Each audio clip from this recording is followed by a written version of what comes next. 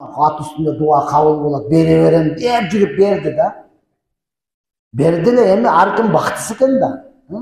Эң чоң сорунга бирөө таштады, жыттанып жүрөт. Жыттанып жүрөт. Дуа бер dedi, ошол дуа берди. Мана оюң жакшы өттү. Тапканың тойго буйрсун. Аң балаң жаман болсо биздей болсун. Аллах акбар dedi.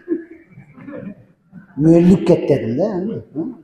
Ат үстүндө дуа кабыл болот, балаң эми ошондой болот дедим. Дуа берген жанында турам да мен.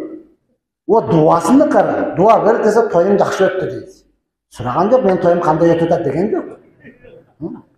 Тоюң жакшы өттү, тапканың тойго буйрсун, балаң жаман болсо биздей болсун, деди. Ооба дейсиң да башка не дейсиң? Мен деди, бүттү. Азырга чейин өкүнөт да, бербей эле койбоптун депчи. Азырга чейин өкүнөт. Ооба урматтууган, улак көп бөрү дегенде эле сөзсүз сорун кой эмес. Бир улактын келлесин алдагын таштап кой. Ошону тартып ойнай берсин. Ойнай берсин ошо.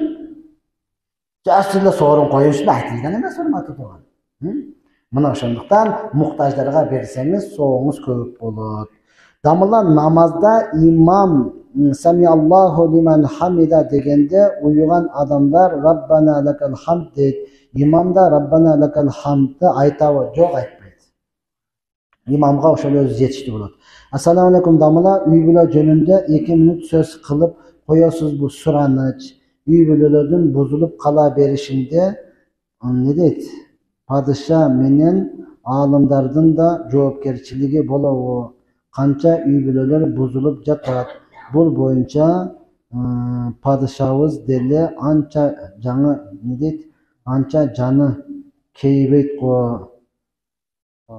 Bağımızda bir үй бүлөнүн buzuluşu bir mamlekettin buzuluşuna barabar деген курук сөз бар го. Курук сөз эмес, өл бул.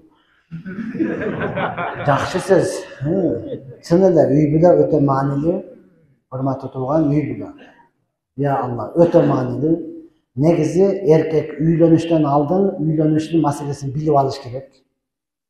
Турмушка чыгыштан алдын турмуш куруунун маселесин билиш керек. Bilgen yok, üylendiniz hiç nerse emez, azı dele keçemez. Üylendinizmi? En 3 nersege köngül burun.